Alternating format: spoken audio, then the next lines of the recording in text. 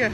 Oh my gosh! So I've been waiting for this weather for like what seems like 100 years, right? But it's been a while since I've been on here to talk to you guys, and this weather is pretty freaking fantastic for once. I have to part the wind in my hair, they don't get along very well, so try not to be too distracted by my hair being everywhere and all over the place. And if the sun doesn't bother me too much, I may actually take my glasses off. But for now, I'm going to leave them on. Thanks for coming in, stopping by. Hi, Raymond. Hi, Dwayne. Hi, Jenma. Hi, Nye. It's so good to see you guys. I hope you caught the title. Because, yeah, I was ear hustling once again. And that seems to be a question that just doesn't go anywhere. So I thought I'd spend a few minutes with you guys. I'm outside making myself a little vitamin D.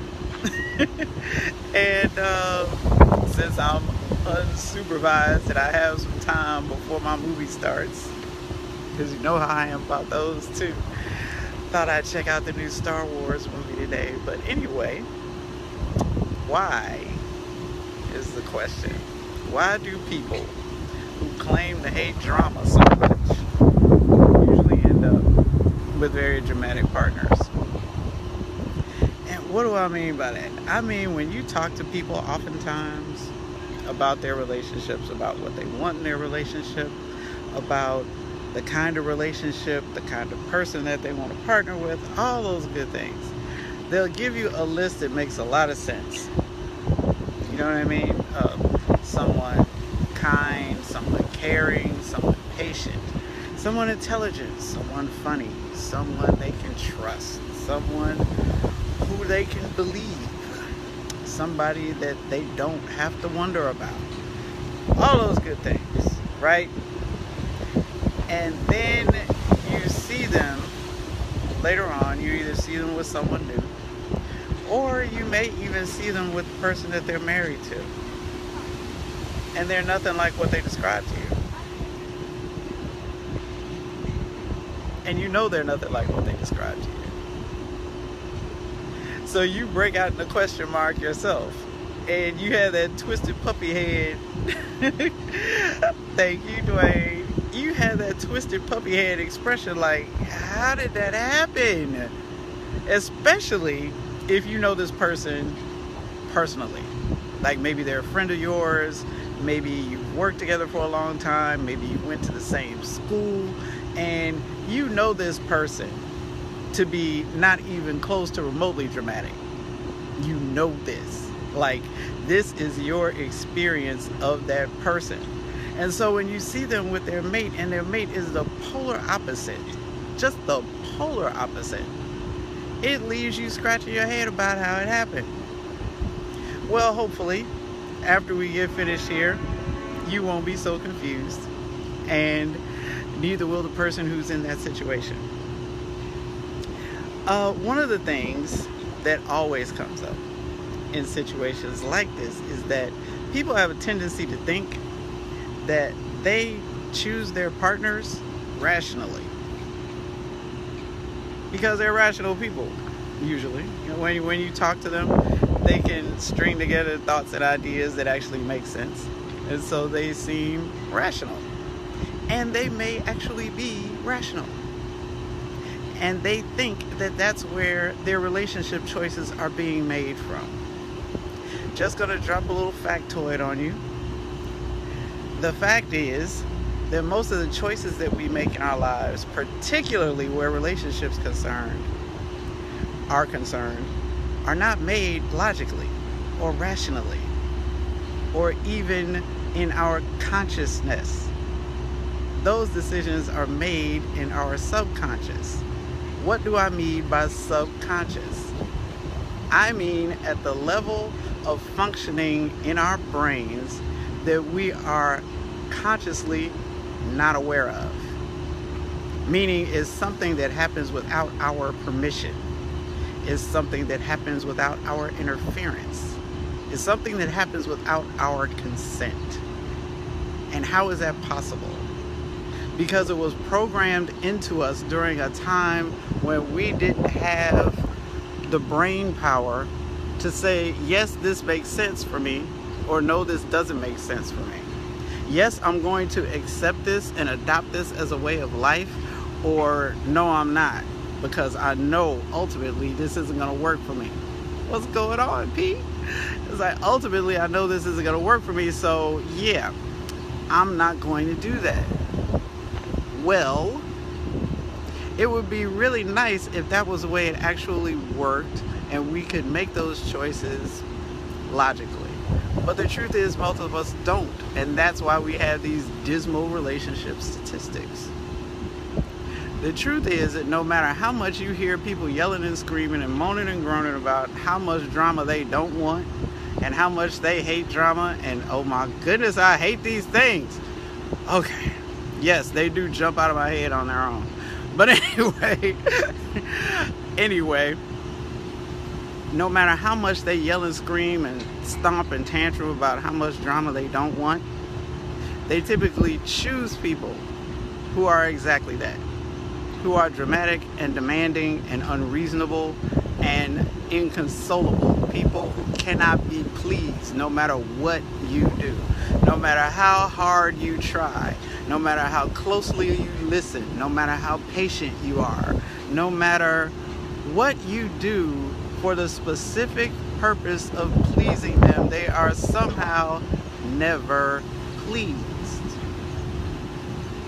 And it's that very fact that keeps these non-dramatic people chasing them. That's exactly why they keep pursuing them. Because they are so hard to please. Because they aren't accepting of their efforts.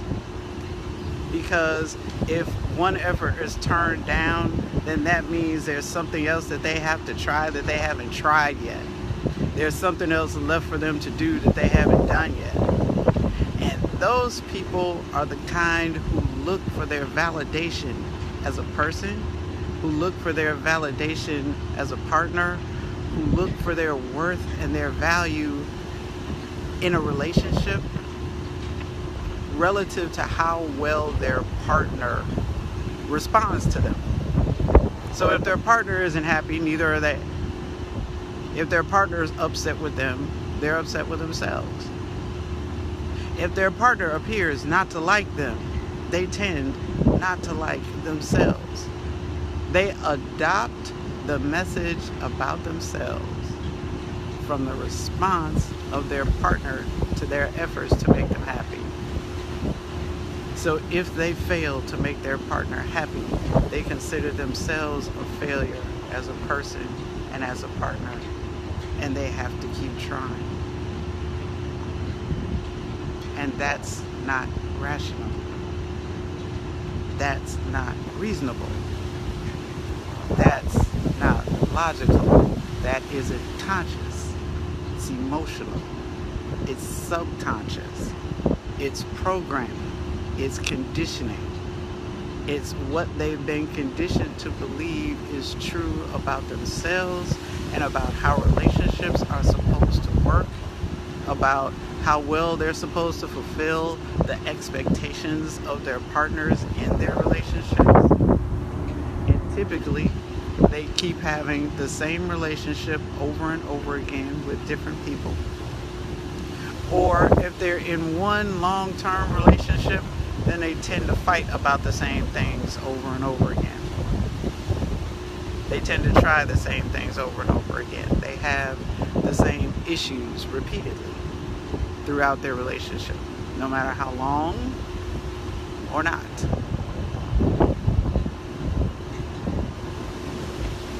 People do not typically make relationship choices logically, and that is why no matter what they tell you they want, no matter what they say that makes all the sense in the world, they typically make choices that don't align with what they've been saying to you, or even what they say to themselves.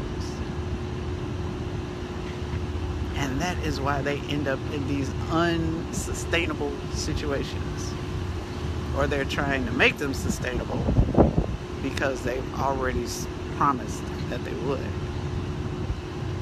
And why do I keep having this same fight? It's like, it doesn't matter, Eden. It just doesn't matter what I do. It's like when they say they want this and I do that, then they get mad about something else. It's like that's because when they say they want something, you do it. You don't consider whether or not it's actually a wise thing for you to do, whether it's actually a useful thing to do, a helpful thing to do, whether it's even beneficial to you inside of your relationship. You just do it because they asked for it. And because they asked for it, they must want it. And if they want it, then it's already your job to supply it. Just because they want it. And that's how you get stuck. Because you really believe it is your job to supply whatever your mate wants because they want it. Because you believe it's your job to make your mate happy. Because you believe it's your job to be better at giving their mate what they want than anybody else would be at giving them what they want. Because as so many people are so quick to remind you, what one person won't do, somebody else will. Heard that before? Sound familiar at all? Sound familiar at all? I'm just wondering. Am I the only one who's ever heard that? The truth is, it's not your job to make your mate happy.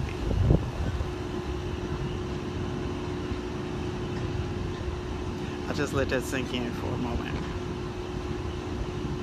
Eden, what are you talking about? It's like, why are we in a relationship then? If it's not my mate's job to make me happy, then what do I need them for? Is that the next question? Is that the next question I hear? You know, it's the same question that drives people to say things like, well, I want a relationship because I've been alone for a long time and I'm tired of being alone. Or, I want a relationship because I want to share my life with somebody. I just want to share all this fabulousness with somebody else. Same dynamic, and that's exactly why it doesn't work. I'll give you one today that I usually just talk to my clients about privately, but I think it's important enough to put here. Your job in a relationship is not to make your mate happy. Your job in a relationship is to share happiness with your mate. Here's what I mean. The reason why you partner with each other is because you're already happy. The good thing about being together is that you're both happy in such a way that when you put your happinesses together, they create a new level of happiness that neither of you can achieve alone. Those are the relationships that work. Those are the relationships that you see that you wish you had. Those are the relationships that people hashtag relationship goals over. That after 10 or 20 or 30 or 40 or more years, they're still smiling at each other. They're still happy to see each other. They still miss each other when they're not together, and they still giggle when they come into the same space. Their hearts still smile when they come back together again. That's what's going on with them. They're already happy. They're not making each other happy. They're being happy together. Huge difference. Huge difference. Because real adults in real relationships take responsibility for their own happiness. That's why people who are miserable without relationships are also miserable in relationships. Ever heard that before? If you're not happy single, you won't be happy in a relationship. It's true. Being in a relationship doesn't make you happy. Being happy makes you happy. Being in a relationship makes you a partner in someone else's happiness. It makes you a partner. It doesn't make you a creator. It doesn't even make you a sustainer. It makes you a partner. Which means that you're willing to work in tandem to grow your individual happiness in ways that neither of you can do alone. That's the benefit of having another person's perspective of your life, your situation, and the things that impact you the most.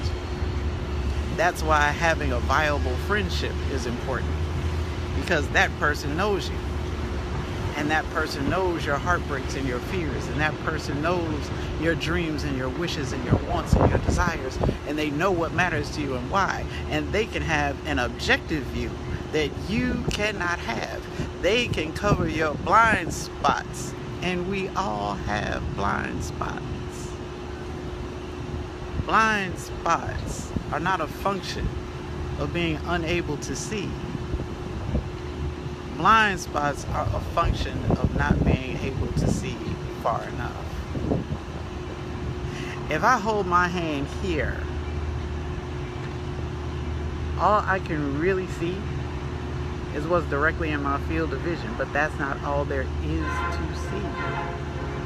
Everything beyond my hand is still there to see, but I have trouble seeing it. Does that make me blind?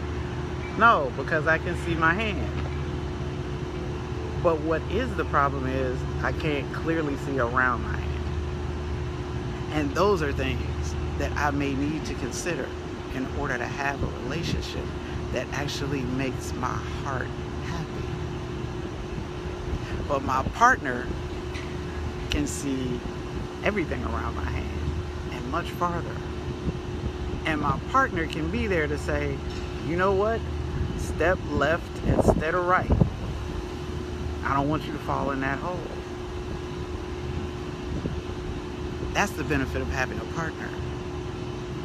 Somebody who has your best interest at heart, irrespective of how it affects them. But that's another video for another time. For right now, we're just going to stay on this topic. Your happiness is your responsibility, and it makes it possible for you to have something to share with your partner. They can share your happiness with you, but they can't make you happy. Nor should they be trying to. Nor should you be requiring it of them. Now, if you're willing to give them some happiness to work with, now we got something that we can work with. Give them some happiness to build on. Create some happiness of your own to share. Whether you're doing something different, or maybe you're doing something that you wanted to do for a long time that you neglected for whatever reason. Maybe you didn't have the time. Maybe you didn't have the money. Maybe there wasn't any other resource in the area that could help you pursue whatever it is you're actually interested in pursuing. But whatever it is that really interests you, something you dream about, something that makes you smile, something that keeps you happy. Hey, Kalina! Something that makes you happy, then pursue it. And when you get happy about that, share it with your partner. Just share it with them. And give them an opportunity to see you from a different perspective. But if in fact you're expecting your partner to make you happy, you are going to be perpetually and continually and consistently disappointed, frustrated, and all around angry, because that's not how it works. That's not how any of this works. It's not. Okay, here we go. Don't get too scared. Now then, see if we can do this way. Maybe, maybe not. Yes, it is more than a little bright out here. But anyway, Happy people make happy relationships. That's just all there is to it. It's not because your partner is making you happy. It's because you are choosing to be happy and you share that happiness with your partner. So if you're in a situation where you're always bumping your head against the proverbial brick wall of my partner is perpetually unhappy and no matter what I do, they can't be happy, understand that that's a lot more about your partner than it is about you. And if you want to do a greater service by concentrating on your own happiness, on your own sanity, on your own safety and peace of mind, then you are trying to create all of that in somebody else. Because one thing I can promise you is that if you haven't already established all those good things in yourself, it will not happen with anybody else. And that is exactly why you cannot love anyone else beyond your capacity to show love for yourself. Beyond your capacity to demonstrate love for yourself. To do those things that you know are in your best interest. Those things that keep your soul safe. Those things that make your heart smile. Those things. And they don't have to be big things. But they do have to be authentic things. They have to be the things that you know you need in order to maintain your peace of mind. In order to stay on your own smile. You know that those are those things. That's why you can't neglect them. Because when you do neglect them, you always feel it. No matter what else you do, you always feel it. Right?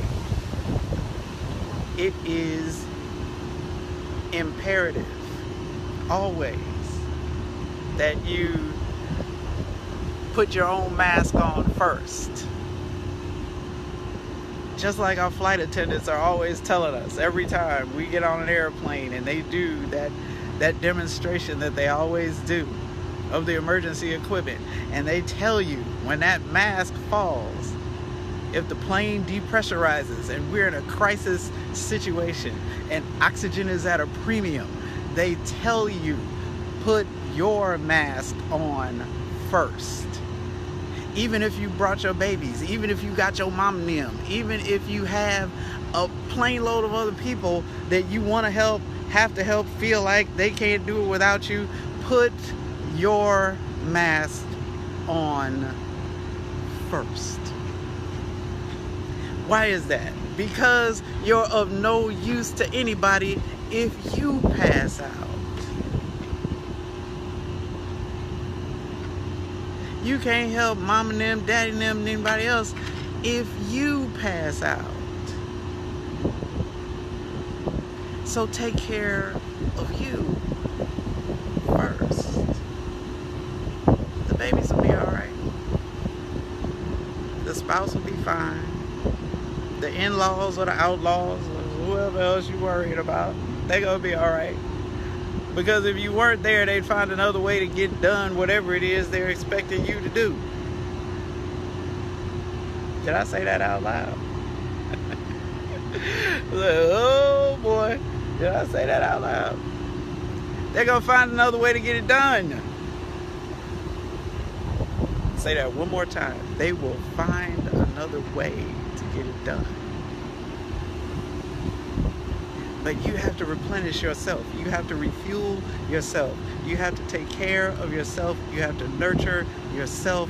You have to put your own mask on first to be of any good, of any use, of any comfort or care to anybody other than yourself. Nothing else is sustainable. Nothing.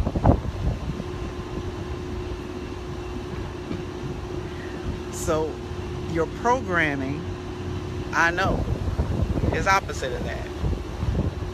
All your life you've been watching people do the exact opposite, and you believe for some reason that is the way things should be done. And I get that, because I was conditioned in that. the whole martyrdom situation. And the more you sacrifice, the more that means that you love somebody. And yeah, so you need this dramatic partner. You need somebody who's over the top and demanding. You need this in order to prove yourself. Because proving yourself means you have to measure how much you're sacrificing in the name of love in order to prove how much you actually love. And that's why you see drama, no matter what you say to the contrary. Because it makes you feel like you've done a lot to prove that you actually love them.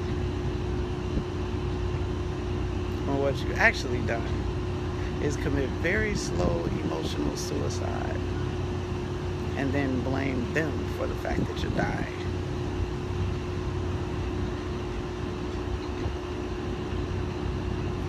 It's not their job to sustain you. It's your job to sustain you. And it's your job to surround yourself with people who help you do that. People who are in alignment with what you know it takes for you to do that for yourself. You know what it takes to make your soul sane. You know when your heart is happy, and you know when it's not. You know when your soul is being sucked dry. You know this. And you know when it's not. And you just have to give yourself permission to listen. Listen to your own gut and what it's telling you. Because the brain in your gut, that's the one that's telling you the truth all the time. Uncut, unvarnished. It's telling you what's going on. And you're not paying attention to it. But once you start paying attention to it, you will notice changes in your life. And in your love. And in your laughter. That you didn't anticipate. But you have to listen to it. It's always talking to you. Now what you do about what it's saying to you is another issue. But it's always telling you what's best for you. It's always telling you. Sure, there's a brain in your head. There's also a brain in your heart. But it's the brain in your gut, that instinct, that knowing, that gnawing sometimes, that you know you feel around certain people or in certain situations. That thing that you get that makes you feel that not that slight bit of that like no, that feeling. You know that feeling. You know what feeling I'm talking about. That thing that just makes you and you go ahead anyway. Has that ever worked out well for you? You don't have to answer it for me, but you do have to answer that for you. Has it ever worked out well for you? When you didn't listen to that? When you pushed forward in spite of that? When you kept going even though that was trying to stop you?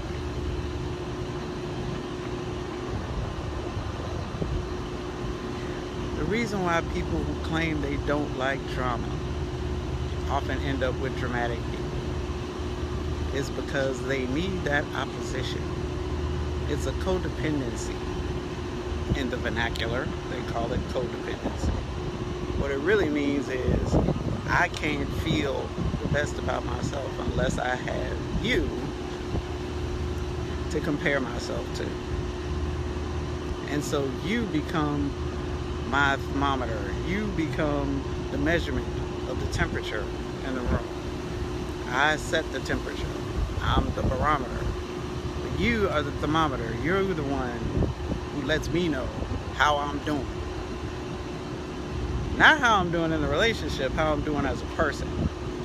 Because I have given you the power, the right, and the resources to determine for me my value.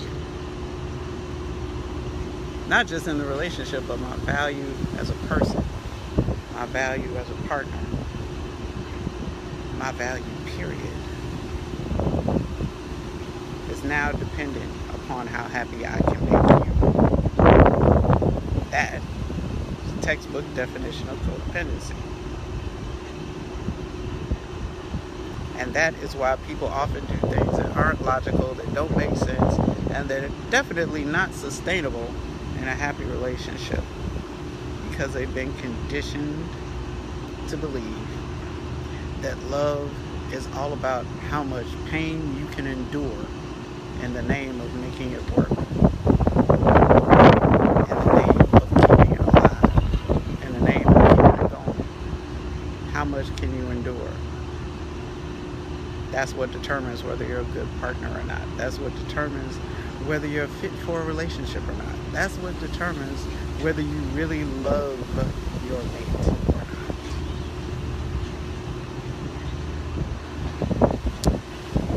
And I just want to be one voice in your life, in the world, at this time, to say that's not true.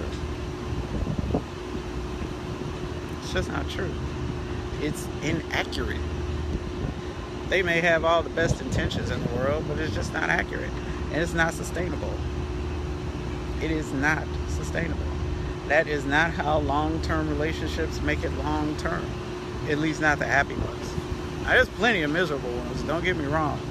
That's why you don't get participation trophies for being in a relationship. Just because you've been in a relationship for 20 or 30 years doesn't mean you get a trophy. That's not something to be rewarded. Not until you examine the quality of the relationship. Because there are a whole lot of people just doing time. Just serving a sentence. They're not actually in a relationship. They're just in the same house. They have keys to the same place, and that's about it. But that's a different discussion for another time. But you don't get participation trophies just for lasting a long time. People serving prison sentences last a long time too. Just saying.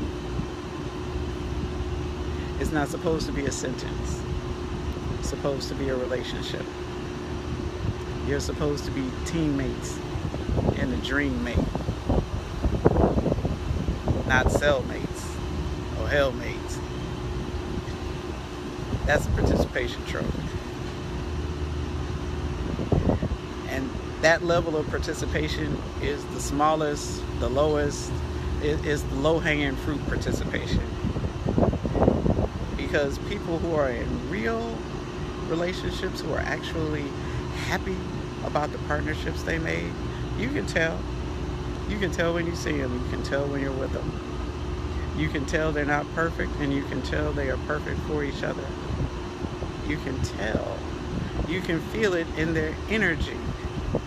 It's not even something that you can draw lines around or something you could actually put your finger on. It's just a feeling that you get when you see them together, when you see how they interact or not, when you see how they behave or how they don't. They give themselves away all the time, even the ones that look the best on social media. Just understand social media is for the highlight reel. But when you see them together without all of that, without the filters and the exotic locations and without the lighting and without the perfectly planned scenarios, when you see them then, you get a much better idea of what their relationship is actually like. It's energetic. And when people are really happy with each other, you too can feel it. You can see it. And that's why you get excited about the hashtag relationship goals. People. You know, the popular celebrity couples that look like they actually like each other. Now, do we know what's going on behind their closed doors? We haven't got a clue. But we do know what we see when we see them. And the reason why we respond to them the way that we do is because they represent an energetic relationship with each other that we would like to have for ourselves. This easy, breezy, all around happiness that they have just being in each other's company. They don't even have to be doing anything necessarily that's, I don't know, outstanding in any way. It could be quite mundane. You could just see them holding hands, or you could just see them smiling at each other. You could just see them walking down the street. You could see them getting ready to go camping together. You could see them playing with their children. You could see them in any number of situations. But there's this thing that hangs in the air between them, where they make these little efforts to demonstrate to each other how much they mean to each other. And you can see it. And that's what you respond to. And it's possible to have it. You just have to be willing to do what's required. And contrary to popular opinion, what's required isn't sacrificing yourself. Do relationships require sacrifice? Absolutely. In terms of time, in terms of energy, in terms of effort, they require you doing things that are inconvenient, that are not enjoyable, and that you don't feel like doing. So in that respect, yes, relationships are a sacrifice. But there is a line that has to be drawn around the boundaries of your heart and your soul, that you understand, even if nobody else understands. That once anything or anyone crosses that line or that boundary, it is no longer of service to you. And if the relationship is not of service to you, then it cannot be of service to your spouse or to your mate, to your partner. Any relationship that requires you to sacrifice yourself is unsustainable, is unloving, is uncaring, and it cannot work, because relationships by their nature have to work for both people involved. So if it's not working for one of you, then it's not working. Just because one of you seems to be happy doesn't mean that the relationship is okay.